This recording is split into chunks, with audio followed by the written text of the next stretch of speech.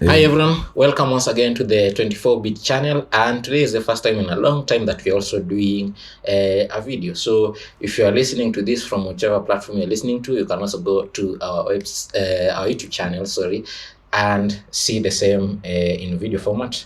So look for 24-bit on YouTube. If other results show up, you can actually type in 24-bit space tech. It will show up with the right channel. Welcome to today's recording, and we are just hot on the heels of a very important event. That was the Samsung Unpacked event for the second half of the year. And we already have a podcast episode on that, which you can listen to. It comes before this one, so you can listen to and hear our thoughts as well as the thoughts of the local Samsung leadership regarding those devices. But we are here now to discuss those devices on our own front. According to some estimates here, especially from Counterpoint Research, foldable smartphone shipments are to grow by at least 10 times by in 2 years' time. That is by the end of 2023. So as far as we are concerned, foldables are not things that we not talk about on the periphery. They are things that you'll be hearing about a lot more. And as far as the biggest player in that market, Samsung, is concerned, they are not the only option you can buy if you want the most recent smartphone from Samsung. To help me dissect the foldable agenda is Nick Anali from Tech Trends. Dixon Otieno from techish.com. You can find my rants further on foldables and other things on androidkenya.com. So first things first, I'm going to ask you, what's your experience with foldables? Have you used one? And by using, I mean experience outside the experience areas at product launches. Yes, once we went for a trip somewhere, and one of the people at the trip was actually using the Flip 2. So if it's outside the experience center at launches, yes, I've seen someone own one and use one, so I got to play around with it. Now you can imagine they were using this at the beach, so they were pretty confident about their Flip on the beach. With all the dust. Yeah. Interesting. Well, I actually haven't used one. Other than just watching product reviews and doing the experience at the Samsung shops or the Samsung office like we did last time. But actually using a foldable or a flip, nope. That will also apply to me. I've had lots of hands-on experience with them, but never in real but life. I've never spent more than a day with one. Neither have I. I just wanted to say yes because I've seen someone use it. Yeah. And then just to put this on the record, if you've interacted with me before, say on Twitter or elsewhere, you probably know what my thoughts on foldables are. They're a fad.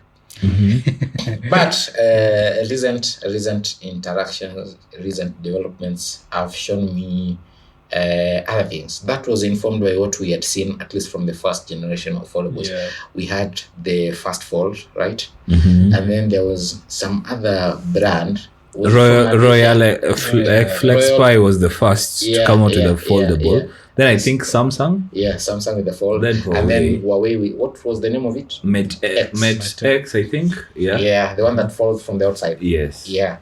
But now that they was updated then. It. Yeah, that was then. We are at now. We are a few days after Unpacked. We've seen them even get ingress protection now. We have IPX8 in the Z Fold 3 and the Z Flip 3. Yes. So at least things have changed. From your little interaction with foldables, are you at a place where you can confidently go and spend your over 120,000 shillings on one? Or 200,000 shillings on one? First, you think so highly of me. No, I cannot spend 100,000 shillings on a phone yet. But if I were to spend 100,000 on a phone, the third generation phones from Samsung, the third generation Galaxy Zs, are quite good. Yeah, tumefika, we have reached a point where they can be recommended as daily drivers for people. Yeah. And I think for me, I remember when the first foldables came, one of the things we used to see a lot of tech reporters, tech journalists writing out there, it's like, do we really need them? Like, I mean, are we really ready to actually buy and consume foldables? But that was back in 2019, was it 2018? But seeing what is happening now, for example, in something with the foldables, I think if I had some money lying somewhere, like the Galaxy yes, 199 somewhere, I think I'll be open to actually buying a foldable right now, because things have completely changed. I think most of these brands have learned from the previous mistakes they did on those foldables. There are a lot of improvements. a lot of upgrades. I mean, you'd just be happy to actually experience one and actually owning one. Just stay there. Outside of Samsung, which other brand will you get? Have you guys seen the Mate X2? Yeah, I've seen videos. Your videos. I've never seen any of the Huawei foldables, but it looks so good when they moved from the outside curve to the inside curve. Yeah, their gap is much smaller. Their displays, the bezels are further pushed. The only problem is Google, but but they're even locally available. No, of course they're not. The elephant in the room for me is the pricing. For the record, I'm not giving out 200,000 shillings for that. I think we know. I'm open to getting a foldable, which is why now, much as I want the Z Fold 3, for instance, the most realistic buy for me will be the Z Flip 3, because it sits at a price point where phones have already reached. There's that, but there's also the bit where once Nairobi weather becomes fair, or if I retreat to Mombasa, I like having things in my breast pocket, and I can just drop that flip here. It'll probably be nikiangusha kitu nikiwa na wakati alafu pia simu itapita nayo. But that's neither here nor there. The Z Flip 3 is priced very well. I think the variation in pricing is they are bringing in a 256GB variant. That is what they are committing to for 120,000 shillings. But I also saw a quote for 119 actually. There's a variation between what we got at Samsung itself in terms of the pricing and what was sent in the press release. I just noted that after doing my Twitter thread and also publishing on the blog. Because on the blog I glanced at the pricing information shared in the press release, and then from the tweets what I'd noted in my notes from Samsung. I know in the international market there's the 128GB variant, so I'm inclined to think maybe that is it. That's the 119. It could be, yeah. Could be, but the price variation is so small for it to make sense that way for double the storage. For double storage, so I don't know, but so in any case, between 119,000 shillings and 123k, I don't mind because I'm getting the same price that we had for the traditional brick phone in the S20 series, S21 series, for something that is new, something that makes the heads turn, and something that allows you to cancel calls in a dramatic fashion. As long as there's no dust caught in between. My only ask is, the same thing for you that I've asked Nick is, outside Samsung, is there anything else you'd look at? You've already talked about the Mate X, the second generation. Outside of that, something for everyone, the only other person that you'd recommend for people who don't have to look over their shoulders about the lack of Google services.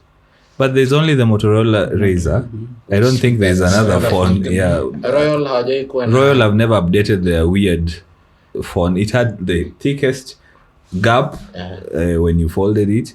It had a very weird hinge. So only, unless you want to say the Escobar Fold. Actually, that's what I was trying to research here. I was trying to remember the name. So unless you want to talk about the Escobar Folds, which are just rebranded Samsung, I don't think there's another maker of foldables right now. Xiaomi has a mixed fold. But has it launched? No. It was just an announcement. It's not on sale. That was a few months ago. I thought we'd find it somewhere by now because the year is almost ending. So at the moment, if you're listening to this podcast and you are considering foldables, you have at the top of the list you have Samsung, which has the Galaxy 3. Fold, and then the Z Fold 2, right? Yes. And then the Z Fold 3, yes. And then the Galaxy Z Flip, yes. And then the Z Flip 5G. I'll group them together. They're using the basis for Z Flip 5G to justify the name of Z Flip 3. Yes. Okay. And then now the Z Flip 3. So at best, five foldables from Samsung. And then you have at least 2 from Huawei that you can buy locally. Yes. The 5 from Samsung you can get here, right? Yes. And we've covered and those. And then remember, over time, if you want to get either of them, the new ones are cheaper than the old ones. Oh yeah, yes. I noticed that. Yes. Yeah, I noticed that, especially the Z Flip. Yes. What's that about? I think imefika pahali the production process, they have the capacity to mass produce, so the costs come down. Alafu pia Samsung wants to make this a whole new line. That's why they even so that's why they even call it the Z. You remember they didn't launch with the Z. It was just flip, fold. The Z with the Fold 2. Yes. So I think they want to call it the Z line because sort of bends. Yes. Then they want to make it like the highlight of their launches. They want to move the big name from the S series to the Z series, so that every year they look as if they are the most innovative. Because right now nobody is making foldables. Nobody has a durable screen as they do. Nobody has the marketing prowess to just push it. Moana, they have very big celebrities from around Korea, the US pushing the new Z Flip.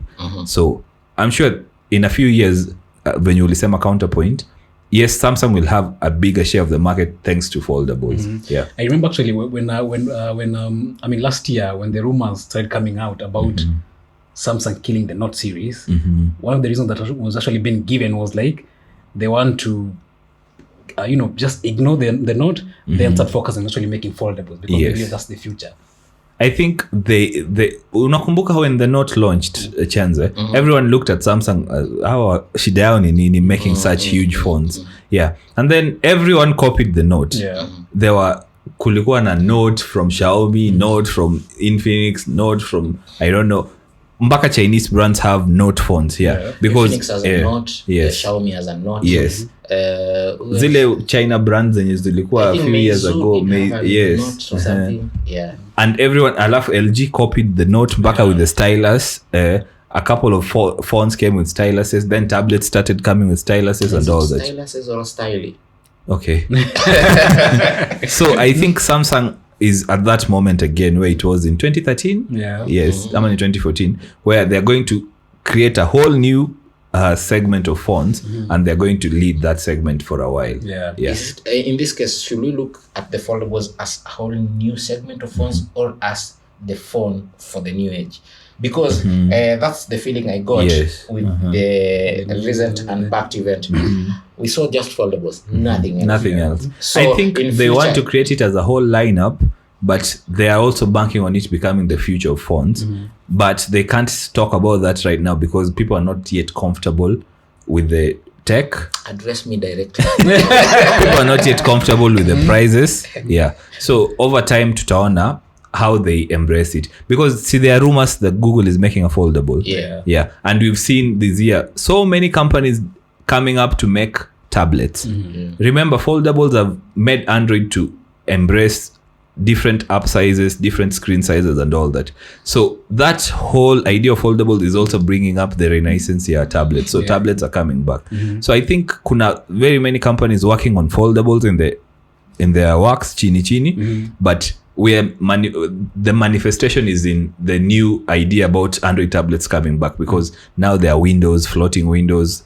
On foldables, unajua, the larger screen estate when opened, the smaller screen estate when folded and all that. So that's what making mpaka kina OnePlus, kina Xiaomi come up with tablets. But the foldable market is going to just open up, because Samsung will be looking not only to sell the phones, but to sell the displays, the foldable displays.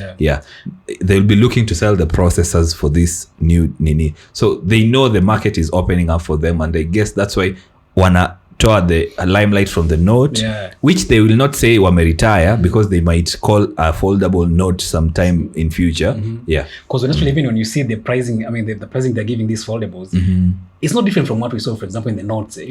With the Flip, not with the Fold. The Fold is crazy. And the price is just it's just around you 200, 150. And alafu hata the Fold pia with the S21 Ultra, almost 1800. I read an article on Wired, and why I'm bringing this up is because of what you are saying about Samsung are good with the marketing and everything. So I'm inclined to ask again what I started with: is this a fad?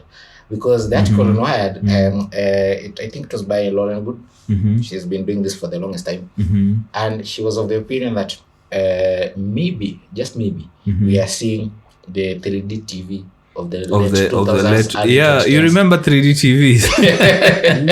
They came and for a while, boom, and then push. Everyone and their dog and cat got a 3D TV. And thought this was the future, only for a handful to be sold, and that was it. You've used a foldable, Sindio? Yes. Do you like the Flip? Yeah, kind of. From the interaction kwa Kind of, launch. but I have no immediate urge to go into a shop and get one. That's yes, that's the problem. The same way the Note, at the highest end iPhones, what onanga the immediate urge for those big prices. But over time, remember the first time we saw Xiaomi reduce bezels on a phone, unakumbuka with the Mi Mix. Yeah, the first generation Mi Mix, yes. And everyone was like, it looks cool, but it's too expensive. Yeah. Right now we are at a level where all phones have reduced bezels. All phones have,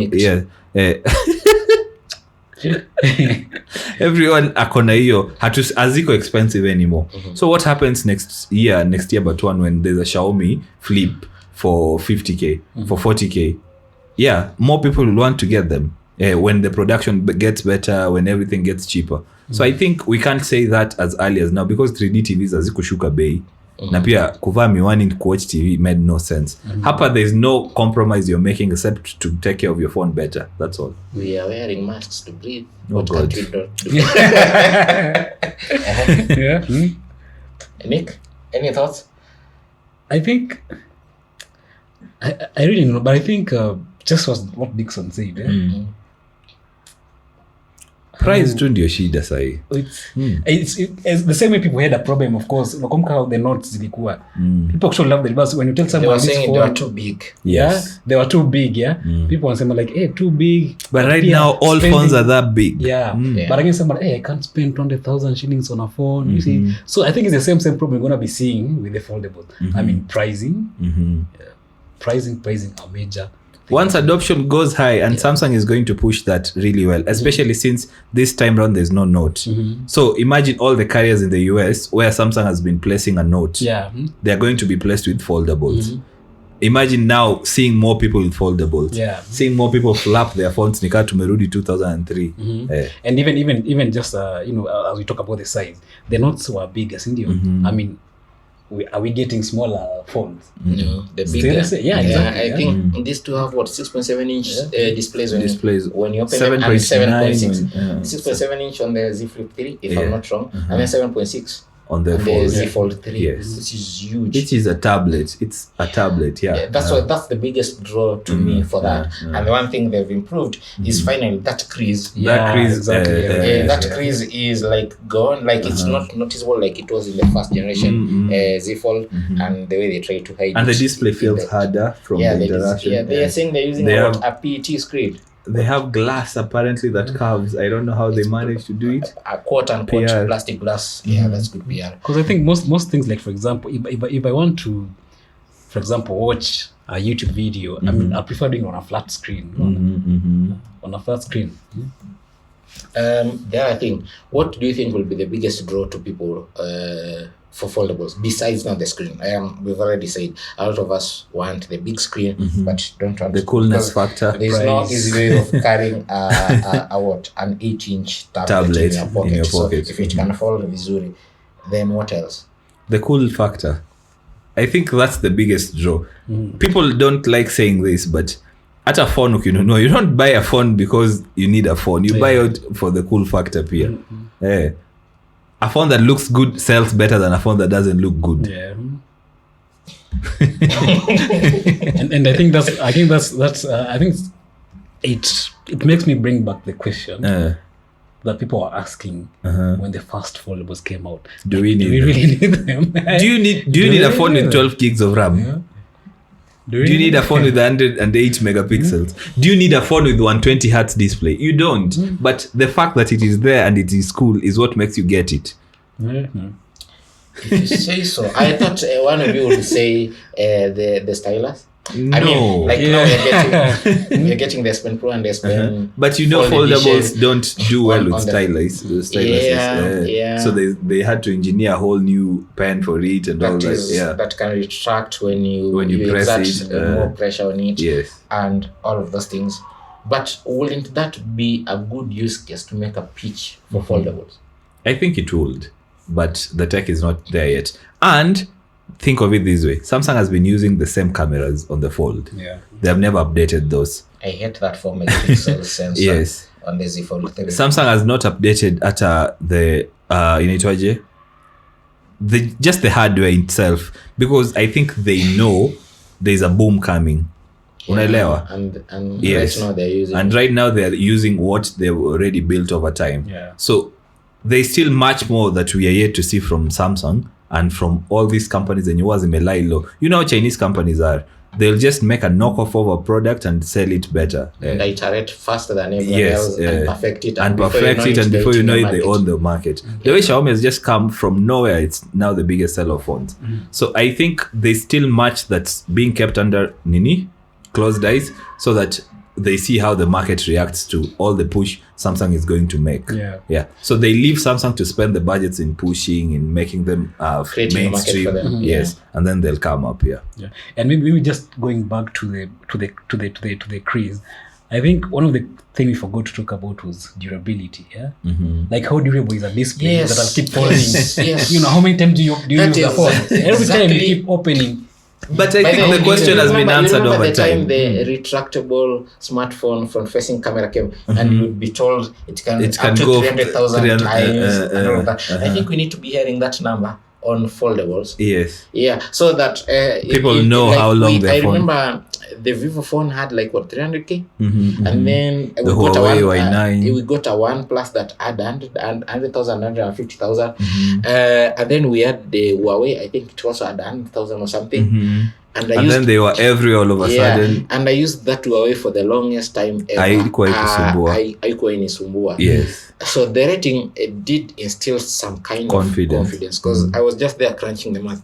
100,000 times, how many times do I take selfies in a given year? How many times will I exhaust? And for a while I had that confidence. I think we need the same number coming up every time somebody's announcing. I think with the Fold 2 they made with the Fold 2 there was a video that showed a robot Yes. bending that thing. They gave we a haven't seen number. that for the Fold 3. But I think the best review for the Fold and the Flip is from anaitwaje?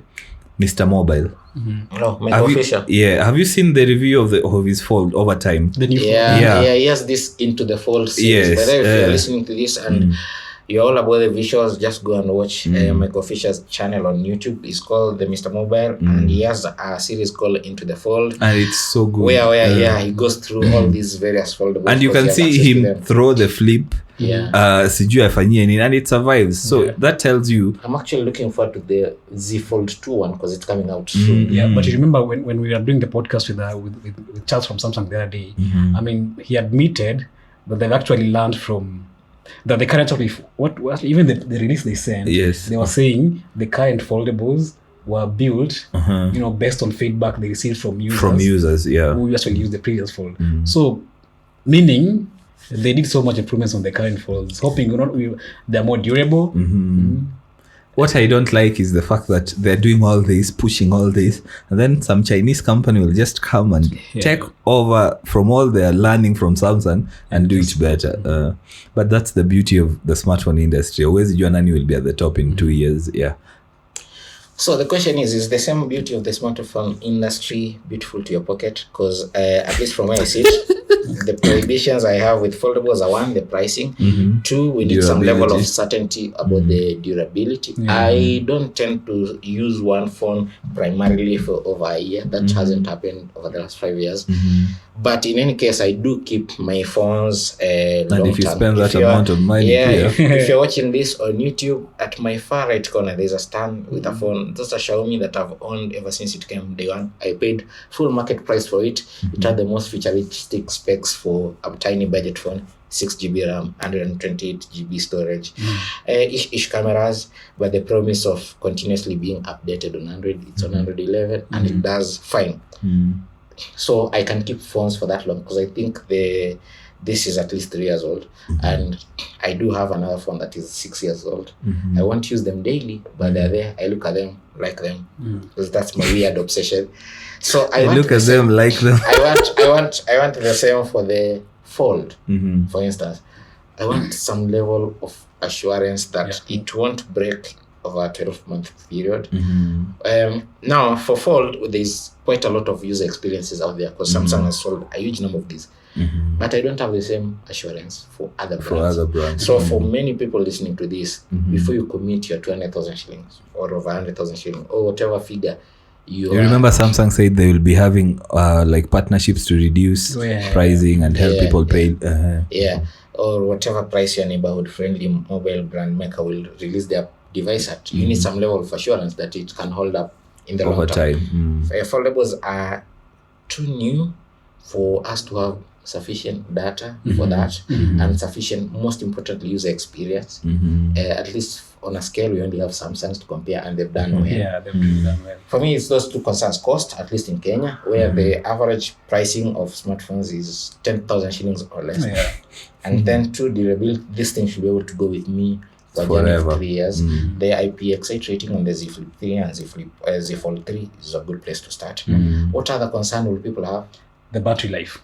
Good. Yes. The Because- batteries. because- I mean, I'm Samsung getting those yes, are two yes, screens. yeah, Two yeah. screens. Like what and high refresh rate. Remember, the Fold has two screens. Yeah. One is 7.9, the other is 6.7. Yeah. Yes, And you're getting both a- are 120. battery size is- 7.6, 6.7 something. Yeah, And the both, battery and the size is- battery has been reduced from 45 to 44, and they are pushing a fast processor. They are pushing 120 hertz. They are using 5G. Amazon, this is gonna 5G. Yes. They are vaccinated. And they don't have that crazy fast charging. Only capped at 25. Yeah. With the option to buy the 35 watt adapter candle, and they don't come with a charger in the box. Oh yeah. And also maybe Allah, they don't come with a charger in the box. Yeah, I don't know why I think we've discussed that before in our past episode of this podcast.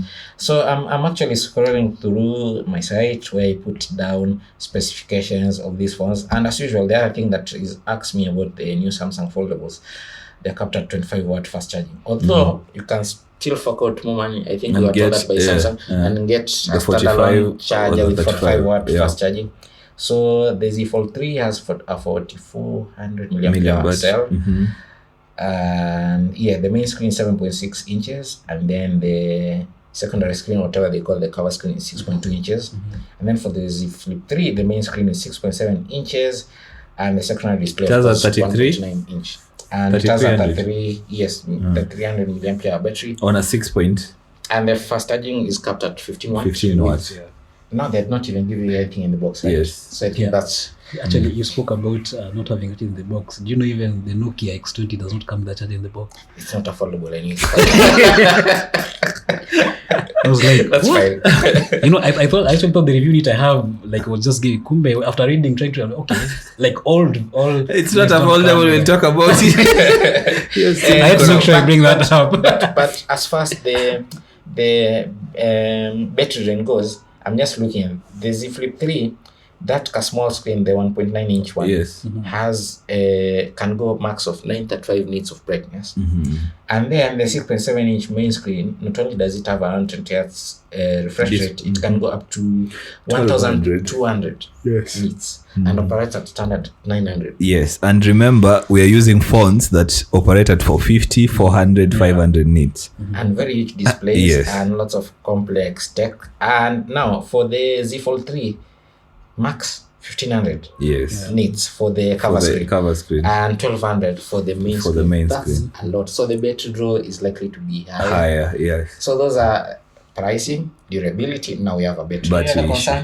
concern? Don't you feel the flip? Yeah? Don't you think it's just very thick? I mean, it's just me. The flip is so thin. It's fine. The flip is so thin. That phone is It's fine, perfect. even though I if you wish have- they had a 5000 milliamp No, battery don't say. by some magic. But that Whatever your preferences, no, we respect them. that phone is so Yeah. thin. Alafu, this time round, they just made it solid on the hand. Yeah. Unaifinya, Ala. ukiishika, like it feels so comfortable on the hand. Hey, Kenyans. Hakuna word yenye hatujaribu. Yeah, ukiishika on the hand, it feels so good. Yeah.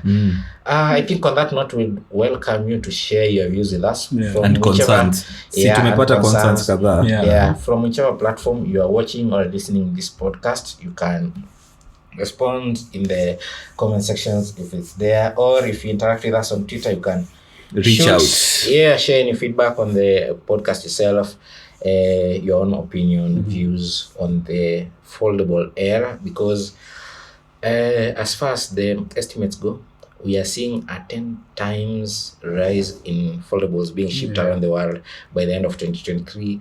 So as far as numbers go, they are here to stay. And much as we only have Samsung in the fold right now, there'll be other players coming in as expected as that market grows. And the thing is, it will become a necessary evil, one that we have to learn to live with. So share whatever feedback you have. Would you buy a foldable? If you buy one, for instance, I wouldn't buy one at 200,000 shillings. You can take that. But I'll take one if I'm given for free. Yeah, I'll take two.